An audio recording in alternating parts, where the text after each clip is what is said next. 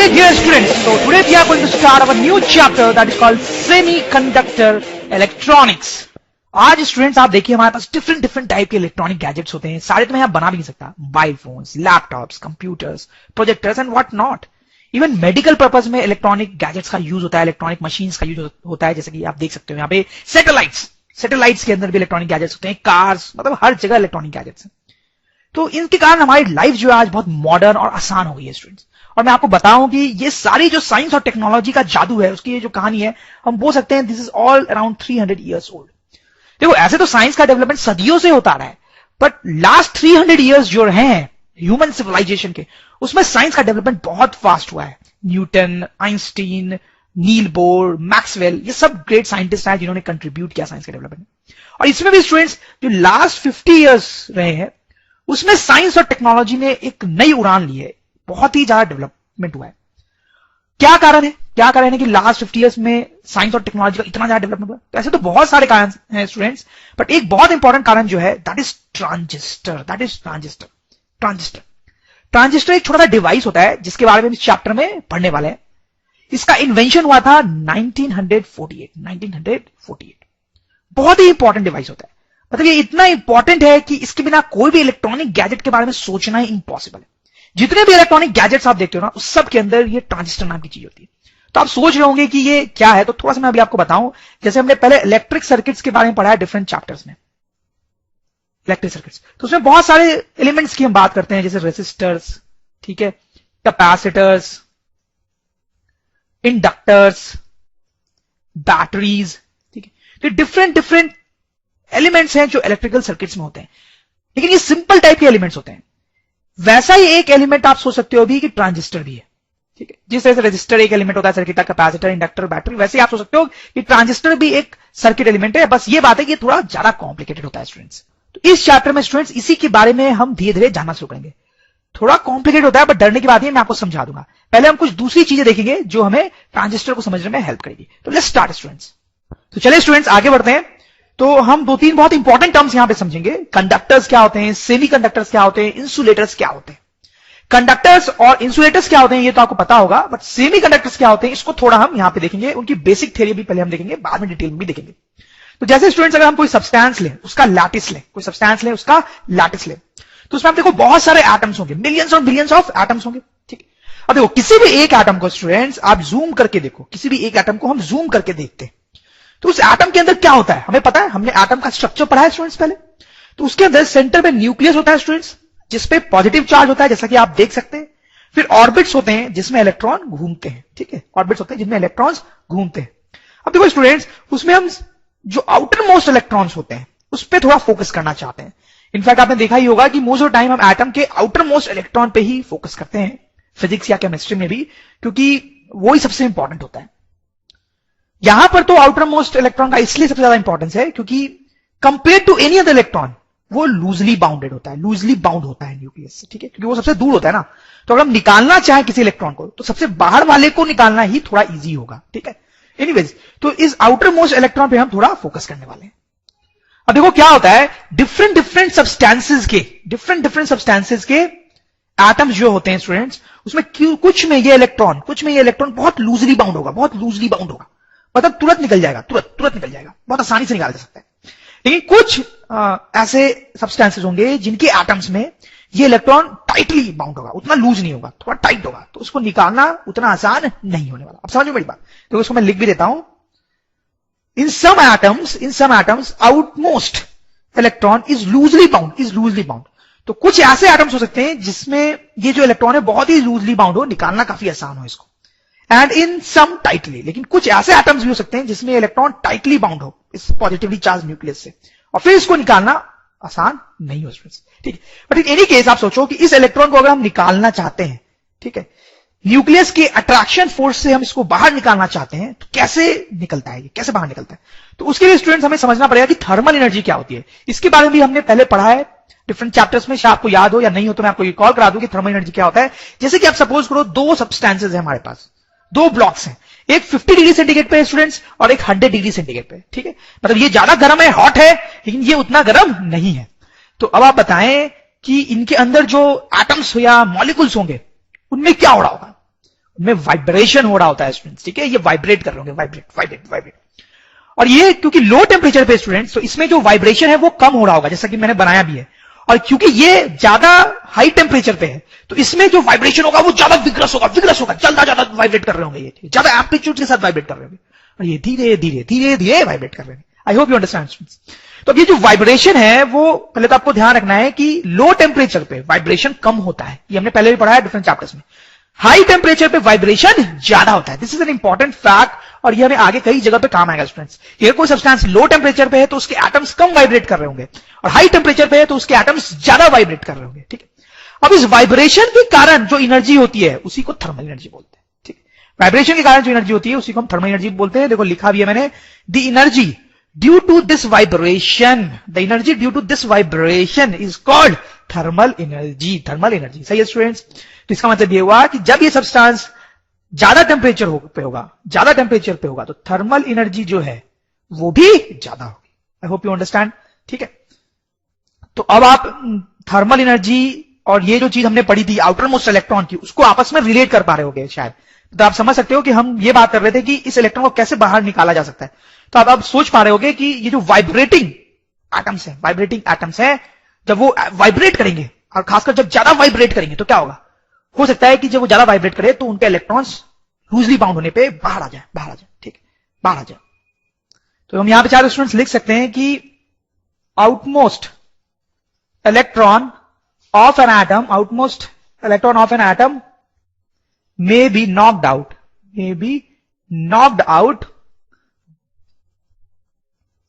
due to thermal energy, due to thermal energy मतलब due to vibration। अब देखो students, अब हम रेडी हैं कंडक्टर, सेमी कंडक्टर्स और इंसुलेटर को समझने के लिए। तो सबसे पहले हम कंडक्टर और इंसुलेटर्स की बात करें। देखो कंडक्टर्स में स्टूडेंट्स आपको पता होगा कि जो आउटर मोस्ट इलेक्ट्रॉन होते हैं, आउटमोस्ट या आउटर मोस्ट इलेक्ट्रॉन जो होते हैं वो कैसे होते हैं स्टूडेंट्स, लूजली बाउंड होते हैं, न्यूक्लियस से लूजली बाउंड होते हैं, उनको निकालना आसान होता है। लेकिन इंसुलेटर्स में जो आउटमोस्ट इलेक्ट्रॉन होते हैं वो कैसे होते हैं स्टूडेंट्स, वो टाइटली बाउंड होते हैं, उनको निकालना बिल्कुल भी आसान नहीं होता है, बहुत डिफिकल्ट होता है, ठीक है। तो कंडक्टर्स एक्चुअली वैसे सब्सटेंस है जिसमें outer most electron loosely bound होते हैं, तो पढ़ा भी आया होगा आपने बहुत सारे चैप्टर्स में, प्रीवियस क्लासेस में भी। और इंसुलेटर्स में वही आउटर मोस्ट इलेक्ट्रॉन जो होते हैं वो टाइटली बाउंड होते हैं। तो अब सोचो, अब थर्मल एनर्जी यहां पे क्या रोल प्ले कर सकती है, थर्मल एनर्जी पढ़ा है वो क्या रोल प्ले कर सकती है। आप समझ पा रहे होंगे कि कंडक्टर्स में क्योंकि लूजली बाउंड है इलेक्ट्रॉन्स, तो थोड़ा सा भी वाइब्रेशन होगा, थोड़ी सी भी थर्मल एनर्जी होगी तो वो नॉकआउट हो जाएगा, इलेक्ट्रॉन जो है वो नॉकआउट हो जाएगा। तो हम लिख सकते हैं electrons are knocked out from their orbit, knocked out due to thermal energy, तो थर्मल एनर्जी के कारण जो इलेक्ट्रॉन्स है वो नॉकआउट हो जाते हैं, वो फ्री कहलाते हैं, they are called free electrons को फ्री इलेक्ट्रॉन्स बोलते हैं। तो क्या होता है स्टूडेंट्स कि अगर ये एक कंडक्टर का लैटिस है और उसमें बहुत सारे एटम्स हैं, जैसे फॉर एग्जांपल ये जो एटम है उसमें इलेक्ट्रॉन जो है वो नॉकआउट होकर फ्री हो गया, ठीक है। जैसे ये एटम है तो सपोज को इसका भी इलेक्ट्रॉन जो है वो नॉकआउट होकर बाहर आ गया, फ्री हो गया। अब फ्री होकर ये पूरे लैटिस में घूम सकता है, कहीं भी जा सकता है, पूरे लैटिस में कहीं भी वो मंडरा सकता है, घूम सकता है, मस्ती कर सकता है, you know, it's free to go anywhere, ठीक है। उसको जहां मन है वो जा सकता है, ओके। इसका भी इलेक्ट्रॉन फ्री है तो वो लैटिस में कहीं भी घूम सकता है, ठीक है। तो कंडक्टर्स में क्या होता है स्टूडेंट्स की जो आउटरमोस्ट इलेक्ट्रॉन है वो लूजली बाउंड होते हैं, तो थर्मल एनर्जी के कारण यानी वाइब्रेशन के कारण वो जो इलेक्ट्रॉन्स है वो एटम से बाहर आ जाते हैं, और बाहर होकर वो लैटिस में फ्रीली घूम सकते हैं, उनको बोलते हैं फ्री इलेक्ट्रॉन्स, ठीक है। जो बाहर आ गए उनको क्या बोलते हैं, फ्री इलेक्ट्रॉन्स, ठीक। पर आप समझ रहे होंगे इंसुलेटर्स में ऐसा नहीं होता है, इंसुलेटर्स में इलेक्ट्रॉन टाइटली बाउंड है तो वो थर्मल एनर्जी के कारण बाहर नहीं निकल पाते। तो जो इंसुलेटर्स होते हैं उनमें फ्री इलेक्ट्रॉन्स नहीं होते, नो फ्री इलेक्ट्रॉन्स, या फिर वेरी फ्यू फ्री इलेक्ट्रॉन्स, मतलब होता है कि कुछ बहुत ही कम फ्री इलेक्ट्रॉन्स हो भी, मतलब कुछ एटम्स के इलेक्ट्रॉन्स निकल जाए, बहुत ही कम एटम्स के, बट बहुत ही कम होगा वो नंबर, ठीक। तो कंडक्टर्स ऐसे सब्सटेंस होते हैं जिसमें electrons outer most loosely bound होता है, जिसके कारण थर्मल एनर्जी के कारण वो बाहर आ जाते हैं और फ्री इलेक्ट्रॉन्स कहलाते हैं। तो कंडक्टर्स में बहुत सारे फ्री इलेक्ट्रॉन्स होते हैं जो कहीं भी घूम के जा सकते हैं लैटिस में। इंसुलेटर्स में वो फ्री इलेक्ट्रॉन्स नहीं होते स्टूडेंट्स, ठीक है। अब कंडक्टर्स के तो बहुत सारे एग्जांपल्स हमें पता ही है, जो मेटल्स होते हैं जनरली, मेटल्स जैसे कि आयरन हो गया स्टूडेंट्स, कॉपर हो गया, अल्युमिनियम हो गया, देन गोल्ड एंड सिल्वर हो गया। तो these metals are basically conductors. Insulators की हम एग्जांपल्स की बात करना चाहें स्टूडेंट्स तो वुड हो गया, ठीक है, ग्लास हो गया, जनरली प्लास्टिक की जो चीजें होते हैं, दे आर ऑल इंसुलेटर्स, ठीक है। अब देखो हम देखते हैं, क्या देखते हैं, आप समझ ही रहे होंगे, जो हमारा मेन काम है सेमीकंडक्टर्स को देखना, सेमीकंडक्टर क्या होते हैं। और आप समझ भी गए होंगे स्टूडेंट कि सेमीकंडक्टर क्या होते हैं, नाम से ही क्लियर है, सेमीकंडक्टर, सेमीकंडक्टर मतलब थोड़ा थोड़ा कंडक्टर की तरह, सेमीकंडक्टर थोड़ा थोड़ा कंडक्टर की तरह। तो बेसिकली क्या होता है कि सेमीकंडक्टर जो है वो कंडक्टर और इंसुलेटर दोनों के बीच की चीज होती है, दोनों के बीच की चीज होती है। तो बीच की चीज होगी तो इसका मतलब होगा कि इसके जो आउटर मोस्ट इलेक्ट्रॉन है, इसके जो आउटर मोस्ट इलेक्ट्रॉन्स होते हैं वो कैसे होंगे, कंडक्टर के लूजली बाउंड होते हैं, इंसुलेटर के टाइटली बाउंड होते हैं, और इसके बीच की सिचुएशन क्या हो सकती है कि मॉडरेटली बाउंड, मॉडरेटली बाउंड, ठीक है। मतलब बहुत लूजली बाउंड भी नहीं होते हैं, बहुत टाइटली बाउंड भी नहीं होते हैं, मॉडरेटली बाउंड होते हैं, ठीक ठाक बाउंड होते हैं। तो आप सोच सकते हैं यहां पर थर्मल एनर्जी के कारण क्या होगा, some electrons knocked out due to thermal energy, क्योंकि मॉडरेटली बाउंड होते हैं तो कुछ इलेक्ट्रॉन्स जो हैं वो थर्मल एनर्जी के कारण बाहर आ जाएंगे, ठीक है। तो सम फ्री इलेक्ट्रॉन्स, कुछ फ्री इलेक्ट्रॉन्स सेमीकंडक्टर्स में होते हैं। कंडक्टर्स में बहुत ज्यादा फ्री इलेक्ट्रॉन्स हैं, इंसुलेटर में नहीं के बराबर है, और सेमीकंडक्टर में थोड़े मोरे फ्री इलेक्ट्रॉन्स होते हैं, थोड़े मोरे फ्री इलेक्ट्रॉन्स होते हैं। स्टूडेंट्स आपको समझ में आया सेमीकंडक्टर क्या है, वो इंसुलेटर और कंडक्टर की बीच की कोई चीज है।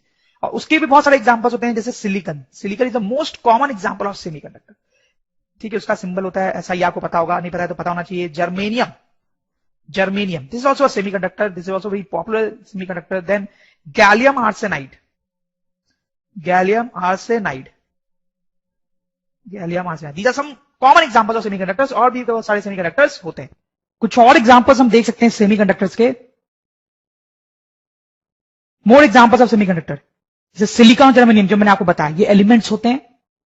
फिर इनऑर्गेनिक कंपाउंड्स भी कुछ होते हैं जो सेमीकंडक्टर्स होते हैं, उनके कुछ नाम यहां पे रखे हुए हैं। गैलियम आर्सेनाइड मैंने अभी आपको बताया। कुछ ऑर्गेनिक कंपाउंड्स होते हैं जैसे यहां पे लिखे हुए हैं जो कि सेमीकंडक्टर्स होते हैं। कुछ ऑर्गेनिक पॉलीमर्स होते हैं जैसे यहां पे लिखे हुए हैं जो सेमीकंडक्टर्स होते हैं, ठीक है।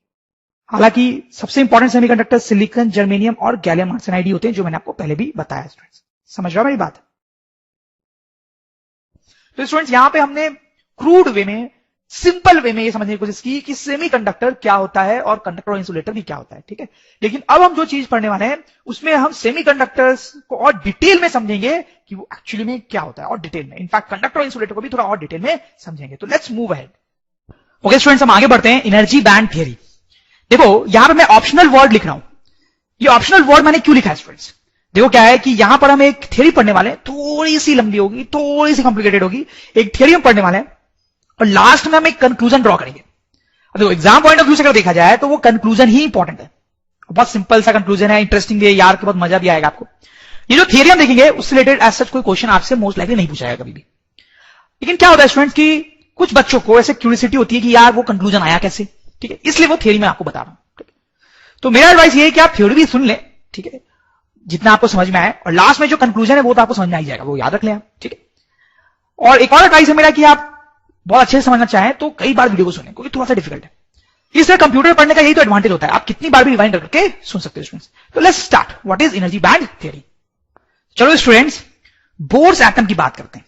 बोर ने एटॉमिक स्ट्रक्चर दिया था, उसके बारे में हमने पढ़ा भी है, फिजिक्स में पढ़ा है, केमिस्ट्री में पढ़ा है, तो आपको पता ही क्या होता है। उसमें न्यूक्लियस होता है, सेंटर में जो पॉजिटिवली चार्ज होता है, इलेक्ट्रॉन्स उसके अराउंड ऑर्बिट्स में घूमते रहते हैं, ठीक है। और ये भी होता है कि इलेक्ट्रॉन जो है वो हर ऑर्बिट में नहीं घूम सकता है, कुछ स्टेबल ऑर्बिट्स ही होते हैं जिसमें वो घूम सकता है, ठीक है। कहने का मतलब ये होता है कि मान लो वो इस ऑर्बिट में घूम सकता है और इस ऑर्बिट में घूम सकता है, तो इट्स पॉसिबल कि इन दोनों ऑर्बिट्स के बीच में कोई थर्ड ऑर्बिट नहीं होगा जिसमें वो घूम सके, ठीक है। इसमें घूम सकता है तो इसी में घूमेगा या फिर इसमें घूमेगा।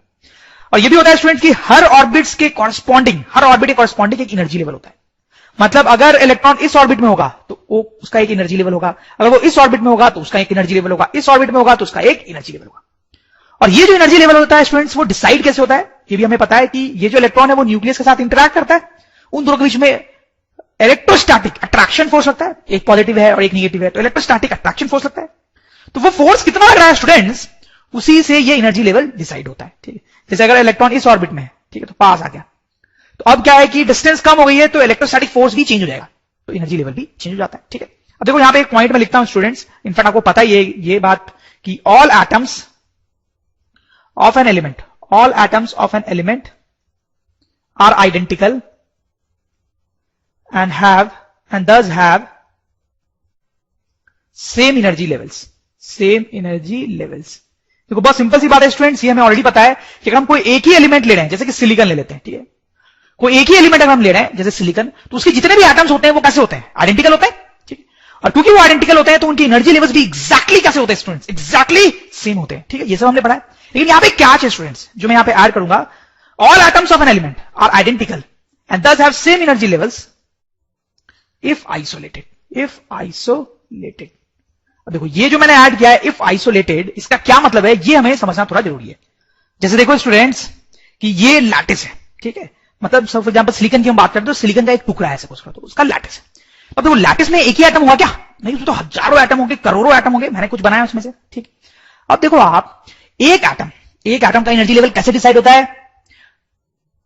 उसका जो इलेक्ट्रॉन है स्टूडेंट, उसका जो इलेक्ट्रॉन है वो न्यूक्लियस से कैसे इंटरैक्ट करता है, क्या अट्रैक्शन फोर्स लगता है उनके बीच में, उससे ये एनर्जी लेवल डिसाइड होता है, ठीक है स्टूडेंट्स। अब देखो यहां पे क्या होगा, यहां पर हम कोई एटम लें और उसके आउटर मोस्ट ऑर्बिट का मान लो इलेक्ट्रॉन हम ले रहे हैं, या किसी भी ऑर्बिट का इलेक्ट्रॉन ले रहे हैं, तो देखो ये जो इलेक्ट्रॉन है स्टूडेंट्स वो अपने न्यूक्लियस के साथ तो इंटरैक्ट करेगा ही, there is no doubt about it, अपने न्यूक्लियस के साथ इंटरैक्ट करेगा। लेकिन अब सोचो ना कि बगल में जो दूसरा एटम है उसके न्यूक्लियस के साथ भी कुछ अट्रैक्शन फोर्स लगेगा उसका, हो सकता है थोड़ा सा ही लगे लेकिन लगेगा जरूर। फिर उसके बगल में जो दूसरा एटम है उसके न्यूक्लियस के साथ भी थोड़ा सा अट्रैक्शन फोर्स लगेगा, मतलब अगल बगल जितने भी एटम्स हैं उन सब के न्यूक्लियस के साथ उसका इलेक्ट्रोस्टैटिक इंटरैक्शन होगा, ठीक है। तो क्योंकि इस इलेक्ट्रोस्टैटिक इंटरैक्शन से ही एनर्जी लेवल डिसाइड होता है, तो क्योंकि यहां पे ये और ज्यादा इंटरैक्शन कर रहा है अगल बगल के एटम्स के न्यूक्लियस से, तो इसका एनर्जी लेवल क्या हो जाएगा? चेंज। एनर्जी लेवल क्या हो जाएगा? चेंज हो जाएगा। This is a very important point students, ठीक है। तो देखो इस पॉइंट को हम नोट डाउन कर लेते हैं। Energy level of electron changes in lattice due to interaction of electron with nucleus of nearby atoms, ठीक है। देखो जब वो आइसोलेटेड था तो वो जो इलेक्ट्रॉन है वो सिर्फ अपने न्यूक्लियस से इंटरैक्ट कर रहा है, तो उसका कुछ एनर्जी लेवल होता है, लेकिन अब वो थोड़ा थोड़ा बाकी न्यूक्लियस के साथ भी अट्रैक्ट करेगा, तो उसका एनर्जी लेवल क्या होता है? चेंज होता है, ठीक है। देखो इसमें एक और इंपॉर्टेंट पॉइंट है, देखो मान लो जैसे कि हमने ये बीच वाला एटम लिया था, ठीक है, तो इसका जो इलेक्ट्रॉन है वो अगल बगल के न्यूक्लियस सबसे इंटरैक्ट करता है, ठीक है। लेकिन सपोज करो हम एक कोने का एटम ले ले, ये वाला लेते हैं, कोने का एटम, उसका जो इलेक्ट्रॉन होगा स्टूडेंट्स, उसका ये जो इलेक्ट्रॉन होगा वो अपने न्यूक्लियस से इंटरैक्ट करेगा, अगल बगल वाले न्यूक्लियस से इंटरैक्ट करेगा। लेकिन आप देख सकते हो कि इसके लिए, इस इलेक्ट्रॉन के लिए सिचुएशन थोड़ी अलग है कंपेयर टू दिस। कैसे अलग है? इसके चारों तरफ एटम्स हैं, लेकिन इसके चारों तरफ एटम नहीं है, ठीक। तो देखो इसका जो अगल बगल वाले न्यूक्लियस से इंटरेक्शन होगा वो थोड़ा अलग होगा, और इसका जो अगल बगल वाले न्यूक्लियस से अट्रैक्शन होगा वो अलग होगा, ठीक है, क्योंकि इसके चारों तरफ एटम्स हैं और इसके चारों तरफ एटम्स नहीं है, ठीक है। स्टूडेंट्स आप ध्यान से समझे कि ये जो इलेक्ट्रॉन है उसके इलेक्ट्रोस्टैटिक फोर्सेस अलग हैं, और ये जो है उसका भी इलेक्ट्रोस्टैटिक फोर्सेस अलग है, ठीक है। तो उसके कारण क्या होगा कि इसका जो एनर्जी लेवल होगा वो अलग हो जाएगा, और इसका जो एनर्जी लेवल हो जाएगा वो भी अलग हो जाएगा। देखो यही मैं आपको बता रहा था जब मैं लिखा था इफ आइसोलेटेड। देखो जब एक एटम आइसोलेटेड है, ठीक है, अलग है, बिल्कुल अलग है, तो इस एटम की सिचुएशन बिल्कुल वैसी ही है जैसे किसी और आइसोलेटेड एटम की है, ठीक है। जब ये एटम आइसोलेटेड है तो इसकी सिचुएशन बिल्कुल वैसे ही है जैसे कि कोई दूसरा आइसोलेटेड एटम है, ठीक है। इसके इलेक्ट्रॉन वैसे न्यूक्लियस से इंटरैक्ट कर रहे हैं जैसे इसके दूसरे के करेंगे, लेकिन इस केस में लैटिस में क्या हो रहा है कि ये जो इलेक्ट्रॉन है इसका नेबरहुड अलग है, और ये जो इलेक्ट्रॉन है इसका नेबरहुड अलग है, जिसके कारण दोनों का जो इंटरैक्शन हो रहा है न्यूक्लियस से वो थोड़ा अलग है, इसलिए उनकी एनर्जी लेवल्स भी क्या हो जाएंगे? अलग हो जाएंगे स्टूडेंट्स। इस तरीके से जितने भी एटम्स होते हैं सबके एनर्जी लेवल्स थोड़े थोड़े अब अलग हो जाते हैं, थोड़े अलग हो जाते हैं। तो वही हम देख सकते हैं स्टूडेंट्स यहां पे in a lattice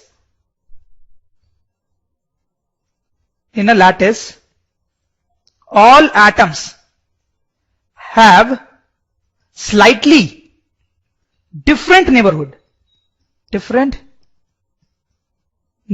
slightly different neighborhood. So all of them have slightly different energy levels.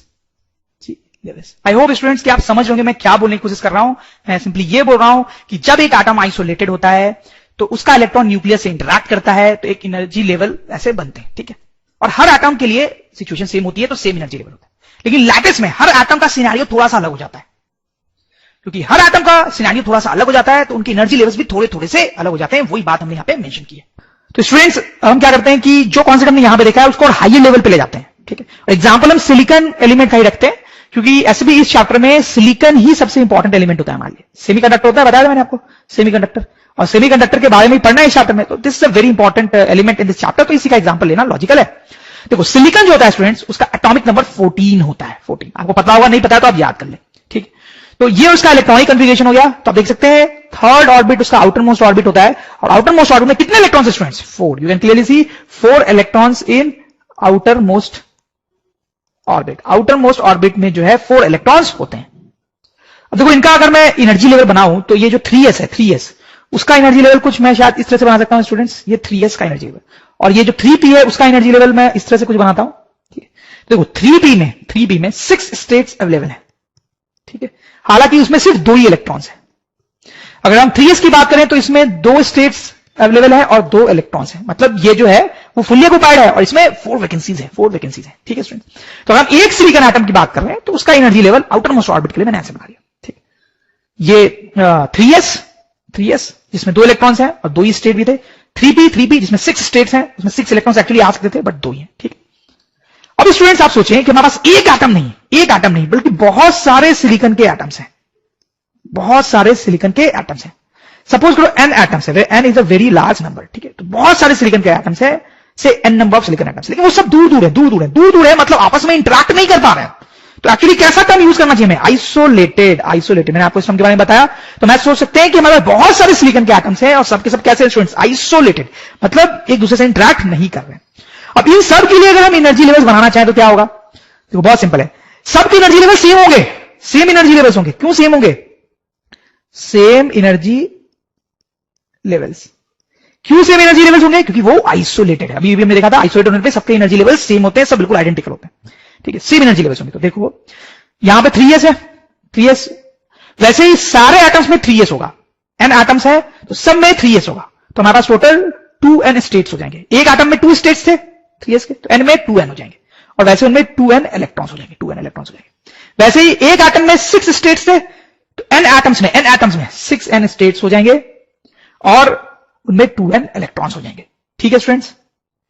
चलो अब आगे देखते हैं स्टूडेंट्स, ये जो आइसोलेटेड एटम्स हैं उससे हमें लैटिस बनाना है, लैटिस। लेकिन लैटिस जो होता है उसमें एटम्स बिल्कुल पास होते हैं, बिल्कुल पास होते हैं, कोई डाउट की बात नहीं है इसमें। तो हमें क्या करना है कि ये जो दूर एटम्स है उनको हम पास लाना चाहते हैं, तो पहले थोड़ा पास लाते हैं, ठीक है। लैटिस में जितने पास होते हैं उतने नहीं, पहले हम थोड़ा पास लाते हैं उनको, इस तरीके से थोड़ा पास लाते हैं। तो यहां पे मैं लिख रहा हूं कि जो एटम्स है उनका एटॉमिक स्पेसिंग को मैं कम कर रहा हूं, एटॉमिक स्पेसिंग जो है उनको मैं कम कर रहा हूं, उनको थोड़ा पास ला रहा हूं, धीरे करके और पास लाऊंगा। अभी थोड़ा पास लाया, तो थोड़ा जब पास लाएंगे हम स्टूडेंट्स तो क्या होता है, जैसा आप समझ रहे होंगे, अब जैसे हम ये एटम लें तो ये बाकी सबके साथ भी इंटरैक्ट करने लगेगा ना, बाकी सबके साथ भी थोड़ा इंटरैक्ट करने लगेगा, जिससे इसके एनर्जी लेवल्स क्या हो जाएंगे? चेंज हो जाएंगे, थोड़े से इसके एनर्जी लेवल्स थोड़े से चेंज हो जाएंगे। इनफैक्ट सारे एटम्स के एनर्जी लेवल्स थोड़े चेंज हो जाएंगे और एक दूसरे से अलग होंगे, जैसा अभी हमने देखा था, सारे एटम्स के एनर्जी लेवल्स थोड़े अलग हो जाएंगे। तो देखो क्या होता है कि ये जो यहां पे 2n स्टेट्स थे, 2n स्टेट्स वो इस तरह से स्प्लिट हो जाते हैं, इस तरह से कुछ स्प्लिट हो जाते हैं, ठीक है। तो ये क्या हुआ कि ये 2n स्टेट्स हर एटम के जो एक ही जगह पे थे वो स्प्लिट हो जाएंगे ऐसे, किसी का थोड़ा ज्यादा एनर्जी लेवल, किसी का थोड़ा कम, सबका थोड़ा अलग एनर्जी लेवल हो जाएगा स्टूडेंट, सबका थोड़ा अलग एनर्जी लेवल हो जाएगा, ठीक है।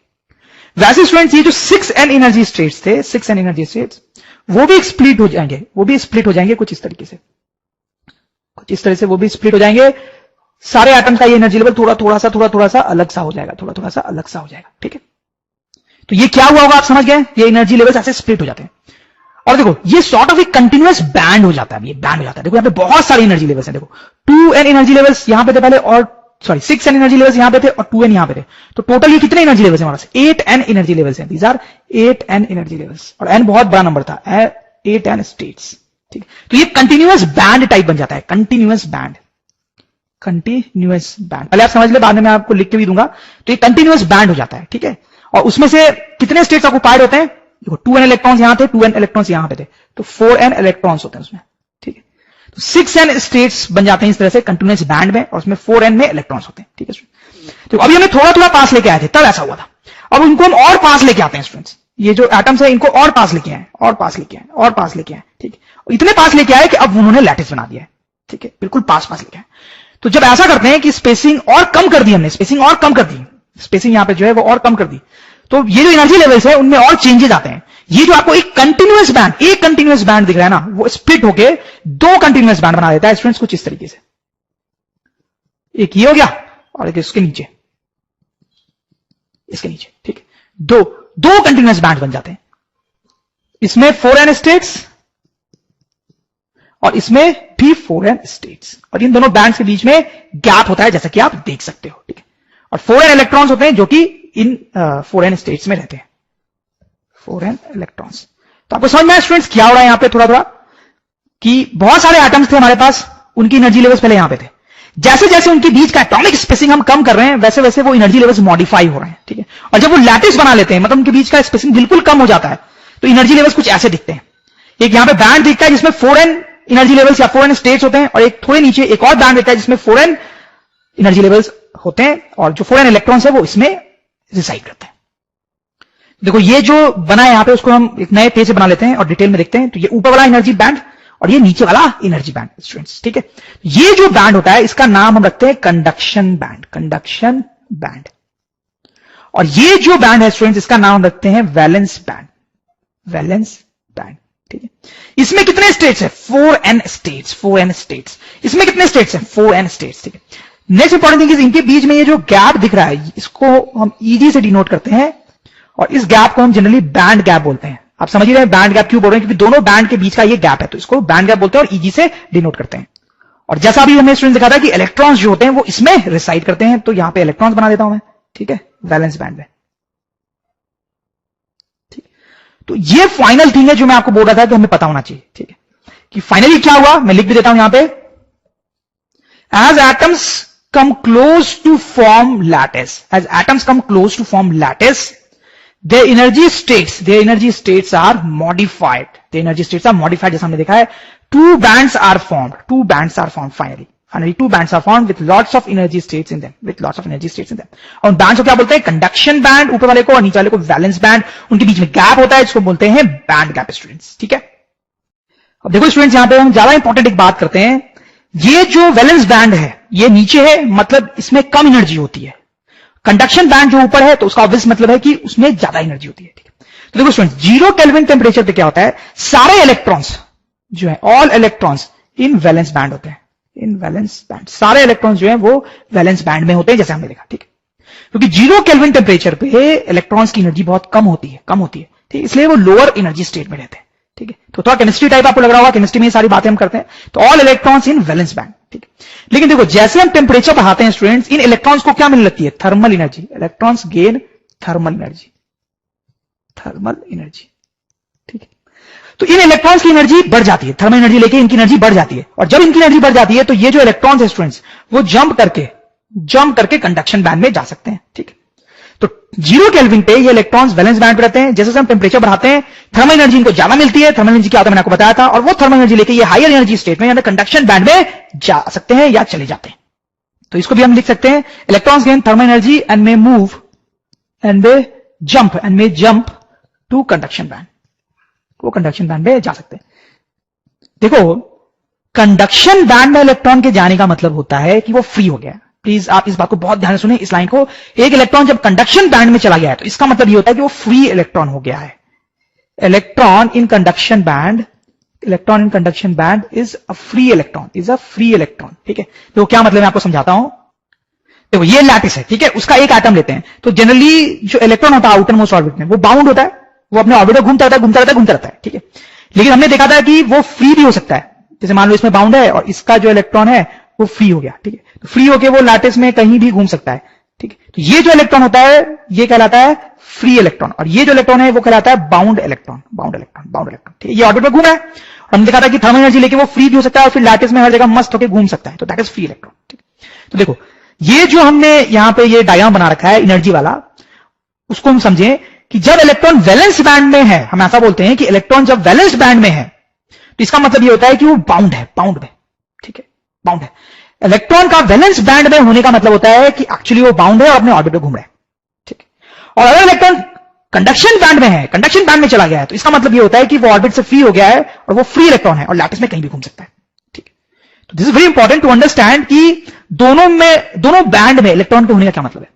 वैलेंस बैंड में इलेक्ट्रॉन का वैलेंस बैंड में होने का मतलब है कि वो बाउंड है, बाउंड है, बाउंड है, बाउंड है। वैलेंस बैंड में होने का मतलब है कि बाउंड है।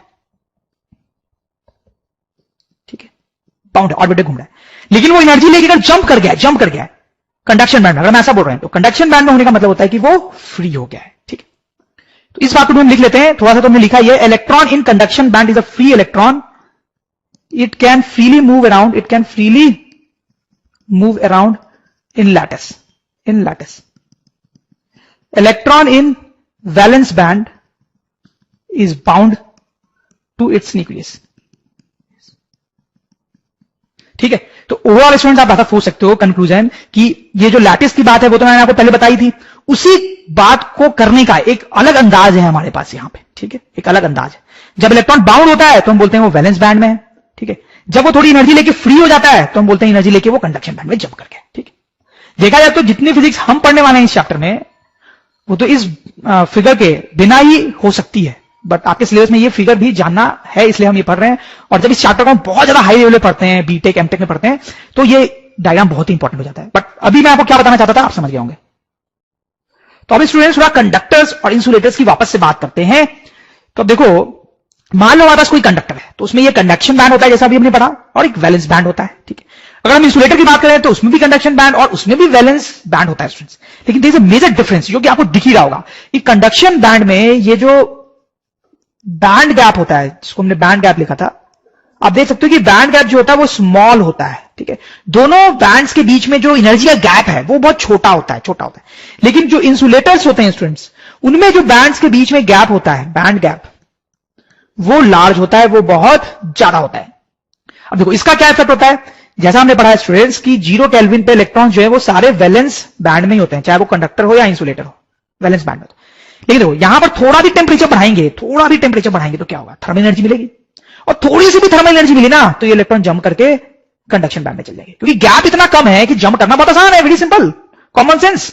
इस चैप्टर में ज्यादा कॉमन सेंस ही होता है, कोई ज्यादा फिजिक्स नहीं है।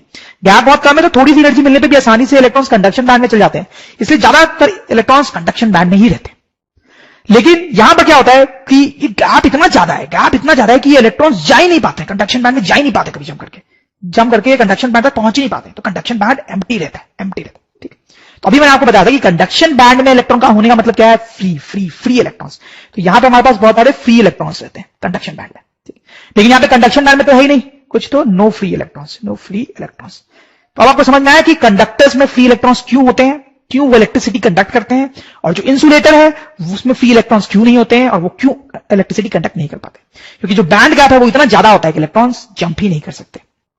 ठीक है, देखो कंडक्टर्स में कई बार ऐसा भी होता है स्टूडेंट्स, देखें आप जल्दी से कि ये जो है ये हमारा कंडक्शन बैंड है और जो वैलेंस बैंड है वो कुछ ऐसे है।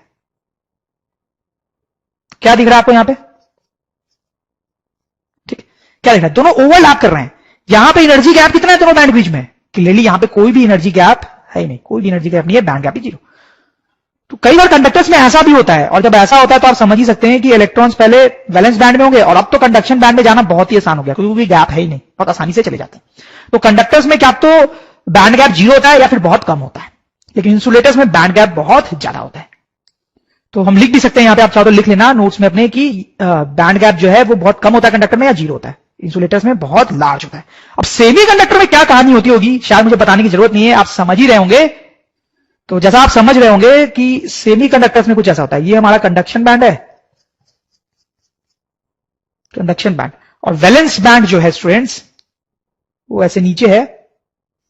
तो यहां पर जो बैंड गैप होता है, जो एनर्जी गैप भी बोलते हैं उसको, वो क्या होता हुआ है, इसमें बहुत छोटा होता है, इसमें ज्यादा होता है और इसमें मॉडरेट होता है। मॉडरेट, मॉडरेट मतलब बहुत कम भी नहीं होता एनर्जी गैप और बहुत ज्यादा नहीं होता, moderate, moderate energy gap, moderate amount of energy gap. इसी कारण क्या होता है स्टूडेंट्स कि यहां पे जो फ्री इलेक्ट्रॉन्स, सॉरी यहां पर जो इलेक्ट्रॉन्स हैं वैलेंस बैंड में, तो उसमें से कुछ जंप कर जाते हैं, कुछ जंप कर जाते हैं, सारे नहीं जंप कर पाते, बहुत कम ही जंप कर पाते हैं या कुछ जंप कर जाते हैं।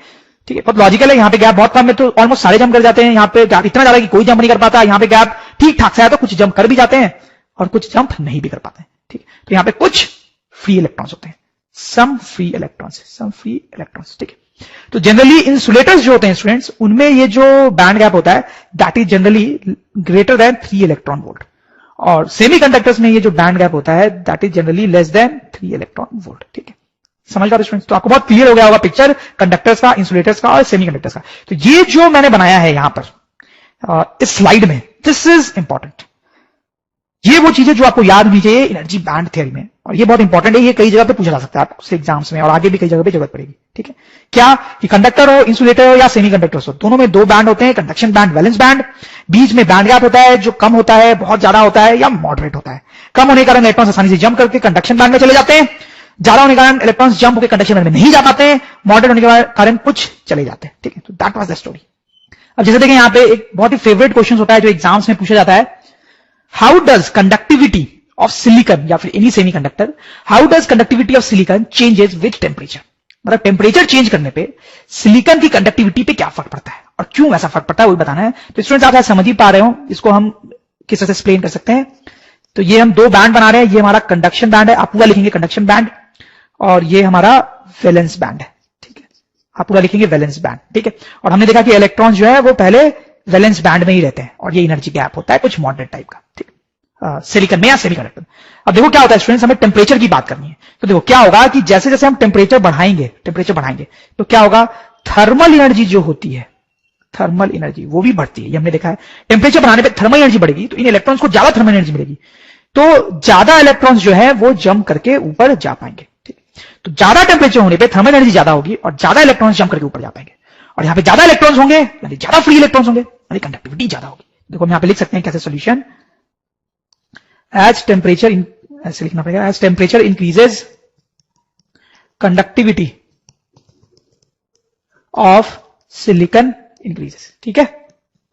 और रीजन क्या देंगे, एट हायर टेम्परेचर, आप पूरा लिखेंगे टेम्परेचर, मोर थर्मल एनर्जी, आप वो भी पूरा लिखेंगे, is available, is more thermal energy is available, so electrons are more likely to jump to conduction band, ठीक है। तो ये हमारा रीजन हो गया, ठीक है। जितना टेम्परेचर होगा उतने ज्यादा इलेक्ट्रॉन्स यहां पहुंचेंगे कंडक्शन बैंड में, मतलब उतने ज्यादा फ्री इलेक्ट्रॉन्स होंगे, ठीक है। So more free electrons are there at high temperature, ठीक है। ओके स्टूडेंट्स, सिलिकॉन और जर्मेनियम लैटिस। तो सिलिकॉन जो होता है स्टूडेंट्स वो एक एलिमेंट है, और जर्मेनियम भी जो होता है वो एक एलिमेंट है। सिलिकॉन का एक ब्लॉक कुछ इस तरीके का दिखता है और जर्मेनियम का कुछ इस तरीके का, ज्यादा डिफरेंस नहीं है, मिलते जुलते से हैं, आपको लग रहा होगा ऐसा, ठीक है स्टूडेंट्स। और सिलिकॉन और जर्मेनियम दोनों ही सेमीकंडक्टर होते हैं। इनफैक्ट और भी सब्सटेंसेज होते हैं जो सेमीकंडक्टर होते हैं, but these are the most commonly and the most important semiconductors, ठीक है स्टूडेंट्स। तो इनके लैटिस का स्ट्रक्चर जो होता है वो कुछ इस तरीके का होता है, 3D स्ट्रक्चर होता है स्टूडेंट्स। देखो क्या है, अभी मैं आपको समझाता हूं। इस सिलिकॉन और जर्मेनियम दोनों के ही आउटर मोस्ट ऑर्बिट में 4 इलेक्ट्रॉन्स होते हैं, आउटर मोस्ट ऑर्बिट में 4 इलेक्ट्रॉन्स होते हैं, ठीक है। अगर आपको याद हो स्टूडेंट्स, तो कार्बन का जो एटम होता है उसके आउटर मोस्ट ऑर्बिट में भी 4 इलेक्ट्रॉन्स ही होते हैं, ठीक है। अब देखो diamond is nothing but carbon, तो डायमंड का जो स्ट्रक्चर होता है वो भी ऐसा ही होता है, ठीक है। तो आप ऐसा सोच सकते हैं कि सिलिकॉन और जर्मेनियम का स्ट्रक्चर वैसा ही होता है जैसा डायमंड का होता है, डायमंड का स्ट्रक्चर आपने केमिस्ट्री में पढ़ा भी होगा स्टूडेंट्स। थोड़ा और हम इसको डिटेल में स्टडी करें तो इन सब में ही आउटर मोस्ट ऑर्बिट में 4 इलेक्ट्रॉन्स है, तो इनके एटम का स्ट्रक्चर कुछ ऐसा होता है, न्यूक्लियस पॉजिटिव चार्ज, ठीक है। फिर कई सारे ऑर्बिट्स हो सकते हैं ऐसे। तो जो आउटर मोस्ट ऑर्बिट है उसमें 4 इलेक्ट्रॉन्स है, 4 इलेक्ट्रॉन्स, ठीक है। तो स्टेबल कॉन्फ़िगरेशन पाने के लिए, ऑक्टेट पूरा करने के लिए इन एटम्स को 4 बॉन्ड्स बनाने पड़ते हैं, 4 कोवलेंट बॉन्ड्स बनाने पड़ते हैं। जैसे आप देखो, ठीक है, ये एक एटम है, ये देखो एक बॉन्ड बना रहा है यहां, एक बॉन्ड बना रहा है यहां, एक बॉन्ड बना रहा है यहां, एक बॉन्ड यहां बना रहा है, 4 बॉन्ड्स बना रहा है, ठीक। तो ये 4 कोवलेंट बॉन्ड्स बना रहा है, ठीक है, अपना ऑक्टेट पूरा करने के लिए, और इसका इस तरह से कुछ स्ट्रक्चर है। तो आई होप ये सब आप अच्छे से समझ होंगे, केमिस्ट्री में भी आपने ये सब थोड़ा पढ़ा होगा। अब देखो सिलिकॉन या जर्मेनियम का ये जो 3D स्ट्रक्चर होता है इसको स्टडी करना हमारे लिए बड़े डिफिकल्ट है। तो हम क्या करने वाले हैं, हम सिलिकॉन के लैटिस का एक 2D स्ट्रक्चर बनाएंगे, ठीक है। देखो ये मैंने क्या बनाया है यहां पे, ये जो सर्किल है वो सिलिकॉन के एक एटम को रिप्रेजेंट कर रहा है, फिर ये सर्किल सिलिकॉन के एक एटम को रिप्रेजेंट कर रहा है, एंड सो ऑन। ठीक है, तो हमने एक 2D पिक्चर बनाई है सिलिकॉन के लैटिस की, जिसमें कोई भी एक एटम जो है, कोई भी एक एटम जो है, आप देखो जैसे ये, वो 4 एटम से सराउंडेड है, एक ये, एक ये, एक ये और एक ये। देखो यहां पर ये जो एटम है, ये वाला वो इसके साथ कोवेलेंट बॉन्ड बना रहा है, यहां पे कोवेलेंट बॉन्ड बना रहा है, मतलब यहां पे इलेक्ट्रॉन की शेयरिंग हो रही है, यहां पे इलेक्ट्रॉन की शेयरिंग हो रही है। फिर यहां पे कोवेलेंट बना रहा है, यहां बॉन्ड बना रहा है, इलेक्ट्रॉन की शेयरिंग हो रही है, यहां पे कोवेलेंट बॉन्ड बना रहा है, इलेक्ट्रॉन की शेयरिंग हो रही है, यहां पे कोवेलेंट बना रहा है बॉन्ड और इलेक्ट्रॉन की शेयरिंग हो रही है। तो 4 नेबरिंग एटम्स के साथ ये एटम जो है वो कोवेलेंट बॉन्ड बना रहा है, जिससे उसका ऑक्टेट कंप्लीट हो रहा है स्टूडेंट्स। ठीक है, तो this is a simplified 2D representation of silicon lattice. अब इस लैटिस से रिलेटेड कुछ इंपॉर्टेंट चीजें हम यहां पे देखेंगे स्टूडेंट। जो पहली चीज हम देखने वाले हैं वो तो आसान है और आपको पता भी already, free electrons. Free electrons, देखो स्टूडेंट्स क्या होता है कि जैसे हमने पढ़ा यहां पे ये जो इलेक्ट्रॉन्स है वो बॉन्ड बना के रहते हैं, कोवेलेंट बॉन्ड बना के रहते हैं। अब देखो 0 केल्विन टेम्परेचर जो होता है स्टूडेंट्स, उसमें कोई थर्मल एनर्जी नहीं होती है। 0 केल्विन टेम्परेचर पे थर्मल एनर्जी जो होती है वो 0 होती है। क्योंकि मैंने आपको बताया था ना कि थर्मल एनर्जी जो है वो टेम्परेचर के कारण होती है, जितना ज्यादा टेम्परेचर उतनी ज्यादा थर्मल एनर्जी। तो 0 केल्विन टेम्परेचर बोल रहे हैं ना, मतलब कोई टेम्परेचर है ही नहीं। तो जब टेम्परेचर है ही नहीं तो थर्मल एनर्जी भी क्या होगी, 0। तो थर्मल एनर्जी नहीं होगी, इसका मतलब जो एटम्स है वो वाइब्रेट नहीं करेंगे। मैंने आपको बताया था ना कि एटम्स जो वाइब्रेट करते हैं उसके कारण जो एनर्जी होती है वही थर्मल एनर्जी कहलाती है। तो 0 केल्विन पे कोई वाइब्रेशन नहीं होता है, कोई थर्मल एनर्जी नहीं होती है। तो सारे जो इलेक्ट्रॉन्स हैं वो अपने प्लेस पे रहते हैं, फिक्स अपने प्लेस पे रहते हैं। ठीक है, at 0 kelvin thermal energy 0, so all electrons are in place, सारे अपने प्लेस में रहते हैं। ठीक है, लेकिन स्टूडेंट्स जब हम टेम्परेचर बढ़ाते हैं, मान लो रूम टेम्परेचर तो रूम टेम्परेचर पे तो अच्छी खासी थर्मल एनर्जी होती है, जिस कारण ये एटम्स वाइब्रेट करते हैं, तो कुछ इलेक्ट्रॉन्स निकल के फ्री हो जाते हैं स्टूडेंट्स। जैसे मैं आपको बताऊं, जैसे मान लो ये वाला जो इलेक्ट्रॉन है, ठीक, वो यहां से निकल गया, यहां पर था और वो निकल गया और निकल के ऐसे फ्री हो गया। ठीक है, तो रूम टेम्परेचर पे अच्छी खासी थर्मल एनर्जी होने के कारण कुछ इलेक्ट्रॉन्स जो होते हैं स्टूडेंट्स वो फ्री हो जाते हैं और फ्री होकर वो लैटिस में घूमते हैं, पूरे लैटिस में घूमते हैं। तो इसको भी हम लिख सकते हैं स्टूडेंट्स कि at room temperature some electrons gain enough energy to become free, ठीक है, ये चीज हम ऑलरेडी देख भी चुके हैं। तो कुछ इलेक्ट्रॉन्स जो होते हैं वो फ्री हो जाते हैं और फिर वो लैटिस में आराम से कहीं भी घूम सकते हैं। तो ओके स्टूडेंट्स, अब हम सेकंड पॉइंट की तरफ जाते हैं, दैट इज कॉल्ड होल्स। इसको आप थोड़ा ध्यान से देखेंगे स्टूडेंट्स, कि ये थोड़ा डिफिकल्ट हो सकता है, इसमें लोग कंफ्यूज हो जाते हैं क्योंकि ये बिल्कुल नया कॉन्सेप्ट है आपके लिए। ठीक है, तो इस कॉन्सेप्ट को जानने से पहले एक चीज मैं आपको बता दूं जो आपने पहले प्रीवियस चैप्टर में पढ़ी है। देखो कहीं पर अगर निगेटिव चार्ज अगर इधर की तरफ फ्लो कर रहा है स्टूडेंट्स, तो हमने ऐसा पढ़ा है कि हम ऐसा सोच सकते हैं कि उतना ही पॉजिटिव चार्ज एक्चुअली उल्टे डायरेक्शन में फ्लो कर रहा है। करंट इलेक्ट्रिसिटी वाले चैप्टर में ये बात हम जनरली पढ़ते हैं, आपको शायद याद हो कि अगर निगेटिव चार्ज मान लो राइट की तरफ जा रहा है तो हम सोच सकते हैं उसकी जगह पे कि उतना ही पॉजिटिव चार्ज लेफ्ट की तरफ जा रहा है, कोई फर्क नहीं पड़ता उससे। उससे क्या होता है, एनालिसिस करना थोड़ा आसान हो जाता है। तो ऐसा ही कुछ काम हम यहां पे भी थोड़ी देर में करने वाले हैं। ओके, नाउ सबसे पहले व्हाट इज होल्स? होल्स क्या होते हैं, होल्स होते हैं? तो वो तो बहुत सिंपल है।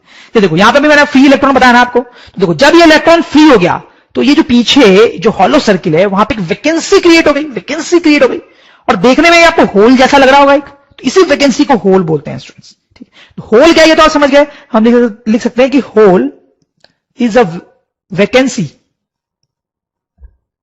Created when an electron becomes free.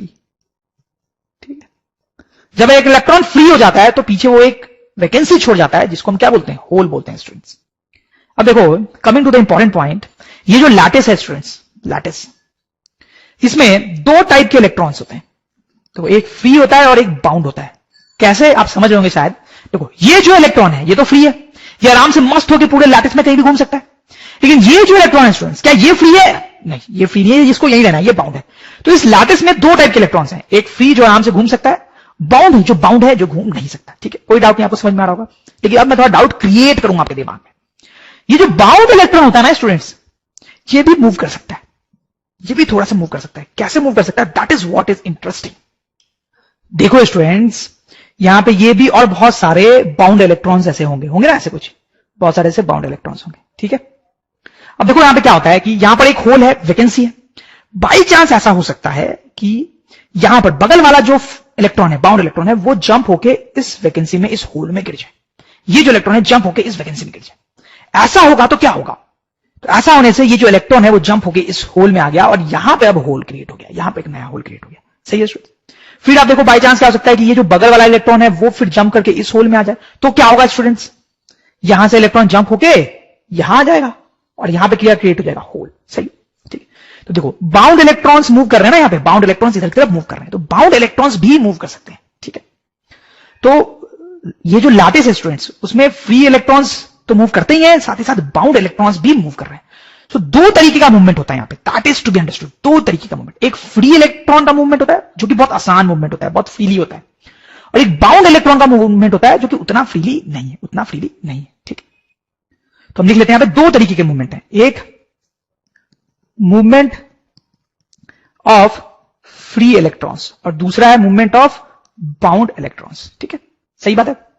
अब देखो स्टूडेंट्स क्या होता है यहां पे कि ये जो बाउंड इलेक्ट्रॉन मूव कर रहे हैं ना लेफ्ट की तरफ, मैंने जो दिखाया उस पर हम ये वाला फंडा यूज करते हैं, ये वाला फंडा यूज करते हैं।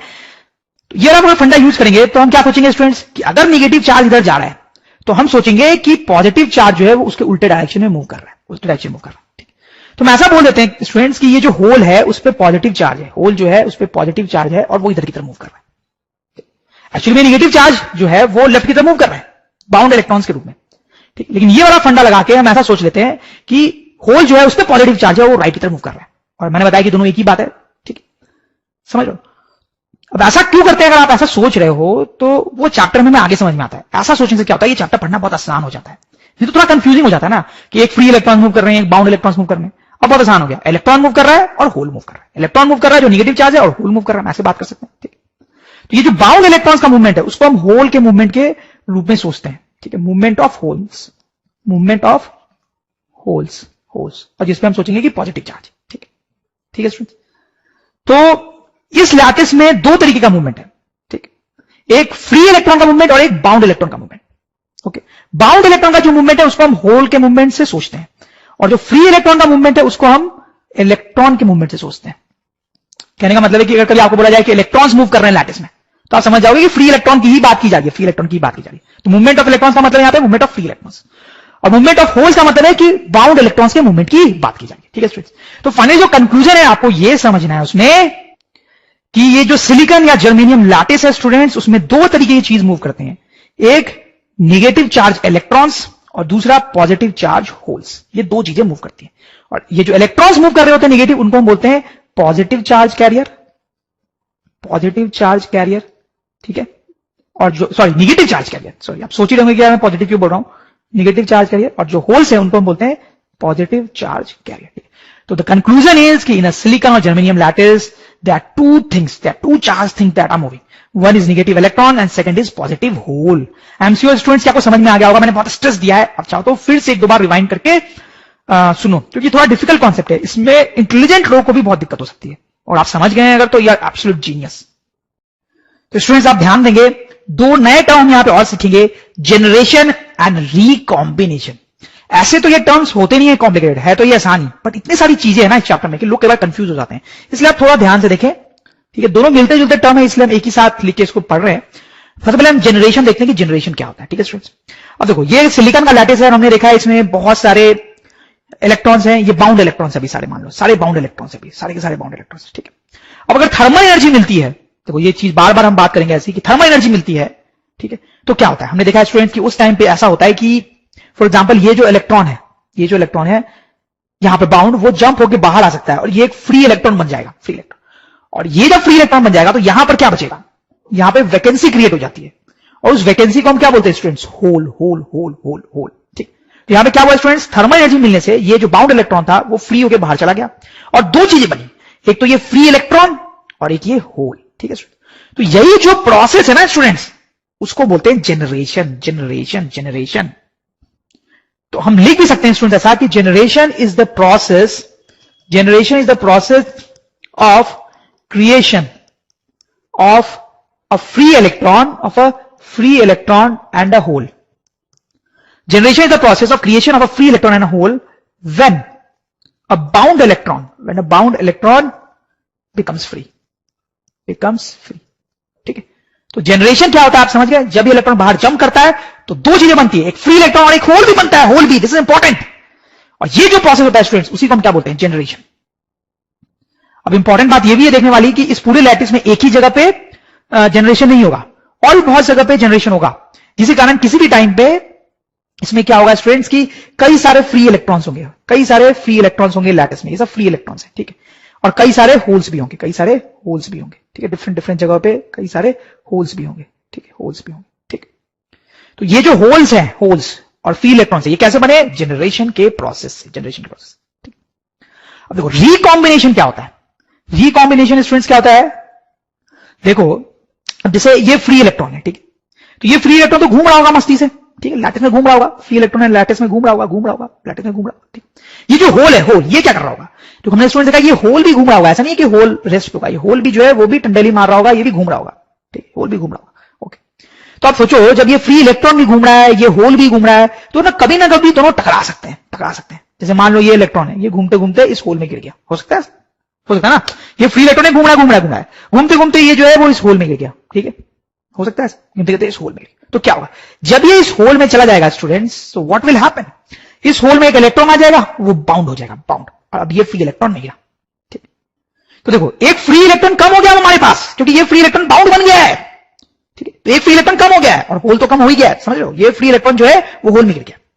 तो ये जो प्रोसेस है स्टूडेंट्स, ये कहलाता है रिकॉम्बिनेशन, ठीक है। तो हम लिख सकते हैं students, recombination is the process of destruction of a free electron and a hole when electron and hole meet, ठीक है, जैसा कि हमने यहां पे देखा। तो स्टूडेंट्स आप ये भी देख सकते हैं कि जनरेशन और रिकॉम्बिनेशन एक दूसरे के उल्टे हैं। जनरेशन में क्या हो रहा है कि एक फ्री इलेक्ट्रॉन बनता है, और एक होल बनता है, दिस इज जनरेशन। रिकॉम्बिनेशन में क्या हो रहा है स्टूडेंट्स कि वो जो फ्री इलेक्ट्रॉन है वो होल में गिर जाता है, तो इलेक्ट्रॉन मर जाता है और होल भी मर जाता है, ठीक है। तो दोनों प्रोसेस जो है वो एक दूसरे के उल्टे होते हैं, वो एक दूसरे के रिवर्स होते हैं, ठीक है। ये दोनों एक दूसरे के रिवर्स है, रिवर्स।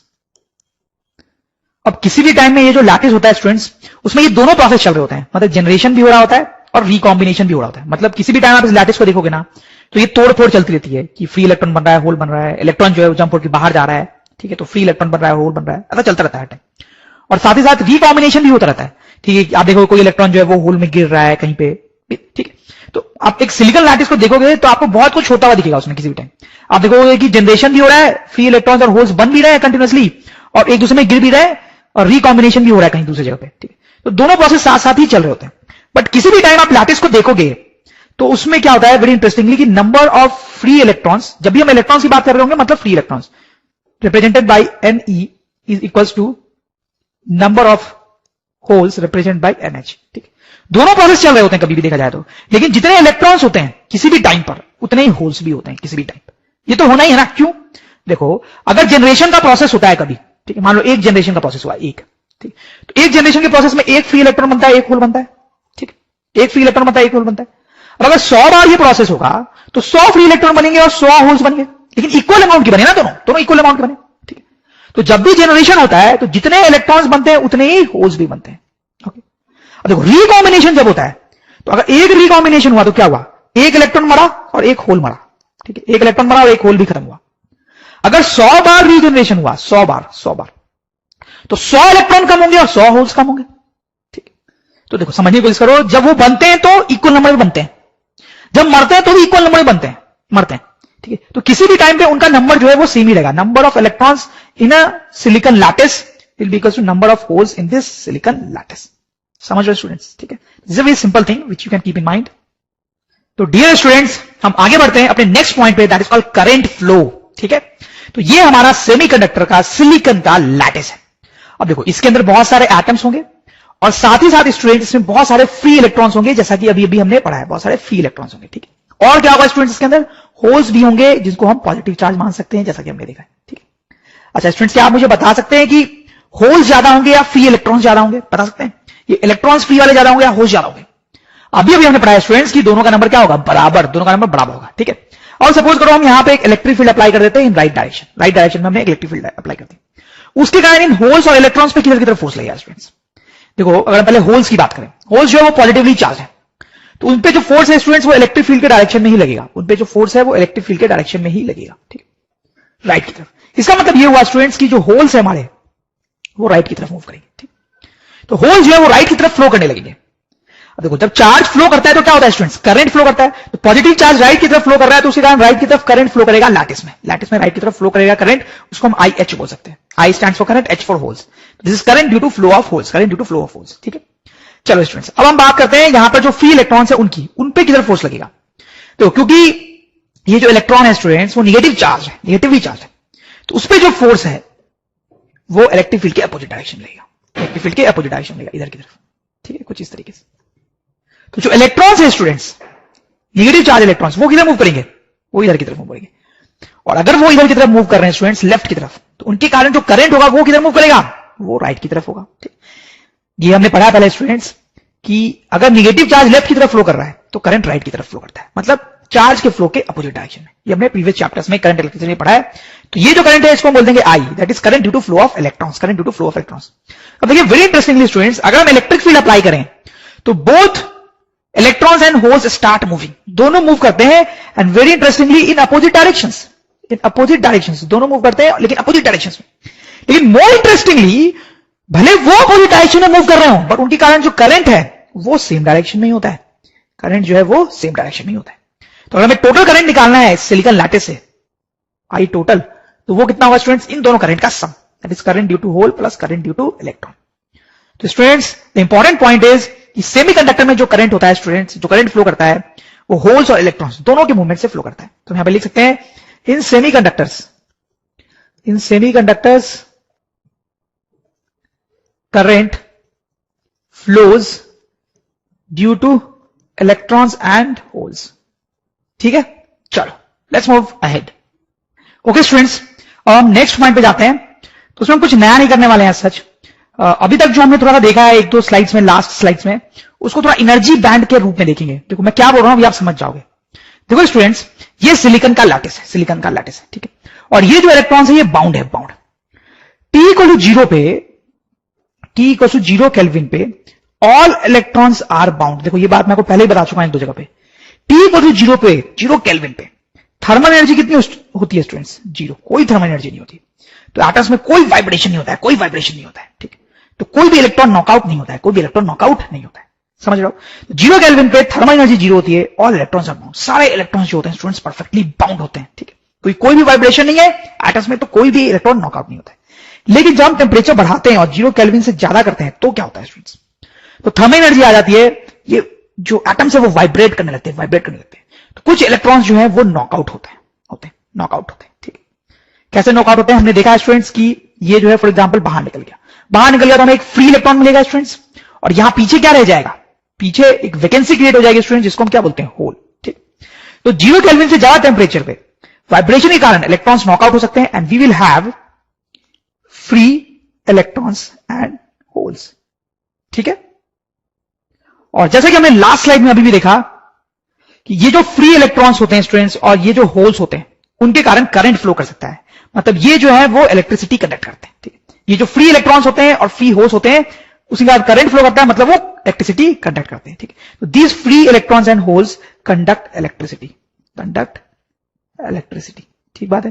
तो वंस अगेन आई रिपीट, मैंने आपको क्या बोला, 0 केल्विन टेम्परेचर पे थर्मल एनर्जी जो है वो भी 0 होती है, मतलब कोई वाइब्रेशन नहीं हो रहा होता है, सारे इलेक्ट्रॉन्स बाउंड होते हैं, ऑल इलेक्ट्रॉन्स आर बाउंड। लेकिन जब हम टेम्परेचर बढ़ाते हैं स्टूडेंट्स तो ये वाइब्रेट करने लगते हैं, कुछ इलेक्ट्रॉन्स नॉकआउट हो जाते हैं, नॉकआउट होकर इलेक्ट्रॉन्स फ्री हो जाते हैं और हमें होल्स भी मिलते हैं। तो फ्री इलेक्ट्रॉन्स और होल्स हमें मिलते हैं जो कि इलेक्ट्रिसिटी कंडक्ट कर सकते हैं, ठीक है। सिचुएशन क्लियर है आपको। अब देखो इसी सिचुएशन को हम एनर्जी बैंड के रूप में भी देख सकते हैं। देखो स्टूडेंट्स मैं एनर्जी बैंड बना रहा हूं, तो ये हमारा वैलेंस बैंड हो गया, ठीक है। This is our conduction band. अब नीचे मैं वैलेंस बैंड बनाता हूं, वैलेंस बैंड, ओके, ठीक। और सपोज करो कि टेम्परेचर जो है वो 0 केल्विन है, 0 केल्विन है। अभी क्या सिनेरियो होगा, इलेक्ट्रॉन्स कहां पे होंगे, कैसे होंगे। देखो स्टूडेंट्स 0 केल्विन पे सारे इलेक्ट्रॉन्स बाउंड होंगे, 0 केल्विन पे ऑल इलेक्ट्रॉन्स आर बाउंड, सारे इलेक्ट्रॉन्स बाउंड होंगे।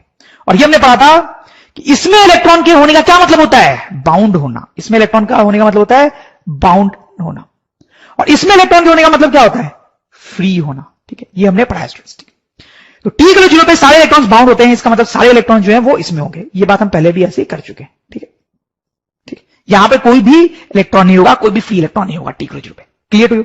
अब देखो, सपोज करो कि हम टेम्परेचर बढ़ाते हैं students, temperature greater than 0 kelvin, ठीक है। तो अब ये दोनों बैंड कैसे दिखेंगे हमें? तो सबसे पहले तो बैंड बना लेते हैं, कंडक्शन बैंड, और ये जो है दिस इज वैलेंस बैंड।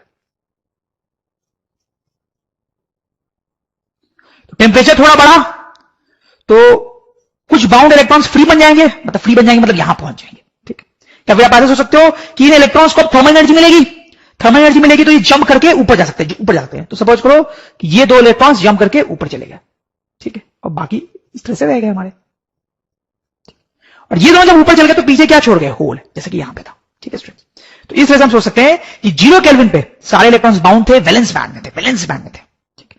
जैसे हमने टेम्परेचर बढ़ाया, इनको एनर्जी मिली तो ये जंप करके ऊपर चले गए, कुछ कंडक्शन बैंड में चले गए, ठीक है। अब ये फ्री हो गए and they can do conduction of electricity, ये इलेक्ट्रिसिटी कंडक्ट कर सकते हैं, जैसे ये फ्री इलेक्ट्रॉन यहां पे कर रहा था, इलेक्ट्रिसिटी कंडक्ट कर सकते हैं, ठीक है। तो ये जो फ्री इलेक्ट्रॉन्स है they will conduct electricity, conduct electricity. और देखो स्टूडेंट्स, हमने देखा कि ये जो होल है वो भी इलेक्ट्रिसिटी कंडक्ट करता है, इससे कारण भी करंट फ्लो करता है। मतलब यहां पर ये दोनों जो होल्स बने हैं they also conduct electricity, conduct electricity. तो इसमें इंटरेस्टिंग चीज जो नोट करने वाली है वो ये है कि इलेक्ट्रॉन तब कंडक्ट करता है इलेक्ट्रिसिटी को जब वो कंडक्शन बैंड में होता है, जब वो कंडक्शन बैंड में होता है। इलेक्ट्रॉन तब कंडक्ट करता है इलेक्ट्रिसिटी जब वो कंडक्शन बैंड में होता है।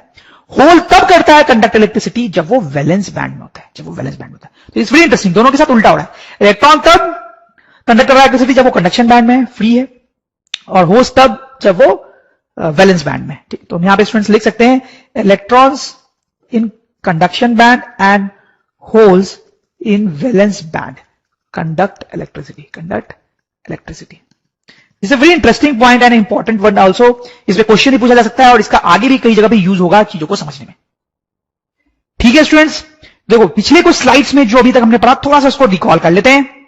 तो हमने देखा स्टूडेंट्स कि सिलिकॉन या जर्मेनियम, ये दोनों जो सेमीकंडक्टर्स होते हैं, इनके आउटर मोस्ट ऑर्बिट में 4 इलेक्ट्रॉन्स होते हैं, आउटर मोस्ट ऑर्बिट में 4 इलेक्ट्रॉन्स होते हैं।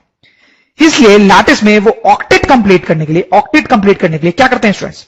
4 कोवेलेंट बॉन्ड बनाते हैं, जैसा कि आप ये इस लैटिस में देख सकते हो। ये फॉर एग्जांपल सिलिकॉन का एटम हो सकता है जो कि 1 2 3 4 बॉन्ड बना रहा है, ठीक है, ऑक्टेट कंप्लीट करने के लिए। तो this is a very interesting and important point. The next point हमने ये देखा स्टूडेंट्स की फ्री इलेक्ट्रॉन्स क्या होते हैं और होल्स क्या होते हैं। हमने देखा कि जनरली जो इलेक्ट्रॉन्स होते हैं स्टूडेंट्स वो कैसे होते हैं? बाउंड होते हैं, अपनी जगह पे बाउंड होते हैं। लेकिन थर्मल एनर्जी एब्जॉर्ब करके जब एक इलेक्ट्रॉन जंप करके बाहर चला जाता है, इस तरीके से जंप करके बाहर चला जाता है, तो हमें एक फ्री इलेक्ट्रॉन मिलता है जो लैटिस में कहीं भी मस्त होके घूम सकता है। तो दैट इज फ्री इलेक्ट्रॉन, ठीक है। और पीछे वो क्या छोड़ जाता है स्टूडेंट्स? एक वैकेंसी छोड़ जाता है जिसको हम होल बोलते हैं स्टूडेंट, होल, ठीक है। तो दैट इज होल। और हमने देखा स्टूडेंट्स कि ये होल भी अंदर मूव कर सकता है, होल भी अंदर मूव कर सकता है, ठीक है। तो एक सेमीकंडक्टर में फ्री इलेक्ट्रॉन्स मूव कर सकते हैं और होल्स भी मूव कर सकते हैं, ओके। फिर हमने देखा स्टूडेंट्स की जनरेशन किसको बोलते हैं और रिकॉम्बिनेशन किसको बोलते हैं। जनरेशन किसको बोलते हैं? अभी हमने जो देखा कि इलेक्ट्रॉन बाहर जंप हुआ तो ये फ्री इलेक्ट्रॉन बना और यहां होल बना। तो ये दोनों बनने का जो प्रोसेस है, इन दोनों के बनने का जो प्रोसेस है that is called generation. Recombination क्या होता है? तो ऐसे बहुत सारे इलेक्ट्रॉन और होल घूमते रहते। कभी अगर दो टकरा गए, जैसे मान लो ये इलेक्ट्रॉन जो है वो घूमता इस होल से टकरा गया, घूमता इस होल से टकरा गया, तो ये दोनों मिल जाते हैं और खत्म हो जाते हैं। ये होल यहां के फिट आ जाता है, सॉरी ये इलेक्ट्रॉन यहां के फिट हो जाता है, तो फिर फ्री इलेक्ट्रॉन भी नहीं रहता है और ये होल भी नहीं रहता है। तो दिस प्रोसेस कॉल्ड रिकॉम्बिनेशन, ठीक है, रिकॉम्बिनेशन। फिर हमने स्टूडेंट्स फाइनली देखा कि सिलिकॉन या जर्मेनियम का जो लैटिस है उसमें फ्री इलेक्ट्रॉन्स होंगे और होल भी होंगे, ठीक है। और अगर हम एक्सटर्नल इलेक्ट्रिक फील्ड लगाएं तो दोनों के दोनों मूव करने लगते हैं, दोनों के दोनों फ्लो करने लगते हैं और दोनों के कारण ही करंट फ्लो करता है। और जो टोटल करंट होता है दोनों के कारण जो करंट है उसका सम होता है, ठीक है। तो this was an important point कि in semiconductors current flows due to electrons and holes, electrons और होल्स दोनों के मूवमेंट के कारण करंट फ्लो करता है, ठीक। और फिर फाइनली हमने अभी भी ये एनर्जी बैंड वाली बात तो देखी थी कि जब इलेक्ट्रॉन कंडक्शन बैंड में होता है तो वो इलेक्ट्रिसिटी कंडक्ट करता है, लेकिन होल तब इलेक्ट्रिसिटी कंडक्ट करता है जब वो वैलेंस बैंड में होता है। ओके स्टूडेंट्स, ये क्वेश्चन देखते हैं। ये थोड़ा रिलेटेड है अभी जो हम पढ़ रहे थे उससे, एग्जैक्टली रिलेटेड तो नहीं है, but this is a very favourite question in many of the exams. तो इसको देखना तो बिल्कुल बनता ही है। तो क्या है question, carbon, silicon, germanium all have 4 electrons in outermost orbit. ठीक है, तो ऐसा बोला जा रहा है कि ये जो तीनों एलिमेंट्स हैं स्टूडेंट्स, ठीक है, उन सब में 4 इलेक्ट्रॉन्स होते हैं आउटर मोस्ट ऑर्बिट में। ठीक है, दे हैव सेम लैटिस स्ट्रक्चर। अच्छा, उनका लैटिस स्ट्रक्चर भी जो है वो भी सेम होता है। ठीक है, तो सब इन तीनों में बहुत सिमिलरिटी आप देख सकते हो। All have 4 electrons in outermost orbit. Outermost orbit में 4 इलेक्ट्रॉन्स होते हैं तीनों में। They have same lattice structure, उनका लैटिस स्ट्रक्चर जो है वो भी सेम है। Then why they have very different conductivity. तो फिर क्वेश्चन है कि इनकी कंडक्टिविटी इतनी अलग क्यों होती है। देखो, it's a very interesting point, ये आपको पता भी होना चाहिए, याद भी होना चाहिए कि ये तीन जो एलिमेंट्स हैं इनमें बहुत सिमिलरिटी है। 4 इलेक्ट्रॉन्स होते हैं इनके आउटर मोस्ट ऑर्बिट में, लैटिस स्ट्रक्चर भी सेम होता है, बट इनकी कंडक्टिविटी फिर भी अलग होती है। तो क्यों अलग होती है इनकी conductivity, that is what we have to think students, कि इनकी कंडक्टिविटी क्यों अलग होती है। देखो मैं आपको बताता हूं। तो हम कार्बन की बात करते हैं, सिलिकॉन की बात करते हैं और जर्मेनियम की बात करते हैं। ठीक है, तो कार्बन एटम को मैं यहां बनाने की कोशिश करता हूं स्टूडेंट्स। कार्बन एटम में क्या होता है कि पॉजिटिव न्यूक्लियस तो होता ही है, फिर ये ऑर्बिट और फिर ये ऑर्बिट। ये जो सेकेंड ऑर्बिट है ना, यही आउटर मोस्ट होता है। ठीक, सिलिकॉन के केस में क्या होता है, ये पहला ऑर्बिट, ये दूसरा ऑर्बिट और ये तीसरा ऑर्बिट जो होता है स्टूडेंट्स वो आउटर मोस्ट होता है। जर्मेनियम में आप समझ गए होंगे, ये पहला ऑर्बिट, ये दूसरा ऑर्बिट, इसमें तीसरा ऑर्बिट, फिर ये चौथा ऑर्बिट, ये आउटर मोस्ट होता है। इसमें जो आउटर मोस्ट है वो सेकेंड ऑर्बिट है, इसमें जो आउटर मोस्ट है वो थर्ड ऑर्बिट है, इसमें जो आउटर मोस्ट है वो फोर्थ ऑर्बिट है। ठीक है स्टूडेंट्स, ठीक। अब देखो, इसके आउटर मोस्ट में 4 इलेक्ट्रॉन जो है वो ऐसे हैं, 4 इलेक्ट्रॉन, इसके आउटर मोस्ट में भी 4 इलेक्ट्रॉन है, इसके आउटर मोस्ट में भी 4 इलेक्ट्रॉन है। ठीक है, अब देखो आप किसमें से इलेक्ट्रॉन निकालना ज्यादा डिफिकल्ट होगा और किसमें से इलेक्ट्रॉन निकालना आसान होगा। देखो, इसमें से इलेक्ट्रॉन निकालना बहुत डिफिकल्ट होगा स्टूडेंट्स। देखो, तो सेकेंडरी ऑर्बिट में ना, तो यहां पर तो क्या होगा कि ये जो इलेक्ट्रॉन है ये पॉजिटिव चार्ज के बहुत पास है, तो बहुत हैवी अट्रैक्शन होगा। यहां पे ये तो बहुत दूर हो गया ना, फोर्थ ऑर्बिट में बहुत दूर है, तो इसमें अट्रैक्शन बहुत कम होगा, अट्रैक्शन जो है कम होगा। ठीक, तो हम बोल सकते हैं इस केस में electron very tightly bound, very tightly bound. इसमें जो इलेक्ट्रॉन है बहुत टाइटली बाउंड होता है, इसमें जो इलेक्ट्रॉन है लूजली बाउंड है, और इन दोनों ही कंपैरिजन में इसमें जो इलेक्ट्रॉन है वो मॉडरेटली बाउंड है, मॉडरेटली बाउंड है। ठीक है, तो आप समझ सकते हैं इसमें टाइटली बाउंड है, तो इसको निकालना बहुत ही डिफिकल्ट काम है। ये लूजली बाउंड है तो ये आराम से निकल जाएगा, ये आराम से निकल जाएगा, तो फ्री हो जाएगा, तो इसकी कंडक्टिविटी क्या होगी, ज्यादा। तो इसकी कंडक्टिविटी सबसे ज्यादा होती है, फिर सिलिकॉन की और फिर कार्बन की, और रीजन भी आपको समझ में आ गया होगा स्टूडेंट्स। ठीक, क्योंकि जर्मेनियम में जो आउटर मोस्ट ऑर्बिट है वो एकदम फोर्थ ऑर्बिट है, बहुत बाहर का है, तो इससे इलेक्ट्रॉन निकालना बहुत आसान है, तो इसलिए इसकी कंडक्टिविटी हाई है। कार्बन में सेकेंड ऑर्बिट आउटर मोस्ट है, इससे इलेक्ट्रॉन निकालना बिल्कुल भी आसान नहीं है, तो इसकी कंडक्टिविटी लो है। I hope students it's very clear to you. अगर आपको यह वीडियो अच्छा लगा हो तो कृपया इसे लाइक करें। डेली ऐसे ही वीडियो देखने के लिए चैनल को सब्सक्राइब करना ना भूलें और बेल आइकन दबाना भी ना भूलें, ताकि आपको नए वीडियो की जानकारी तुरंत मिलती रहे। और अगर आपको लगता है कि आपके दोस्तों को भी इससे फायदा हो सकता है तो उनके साथ भी शेयर करें।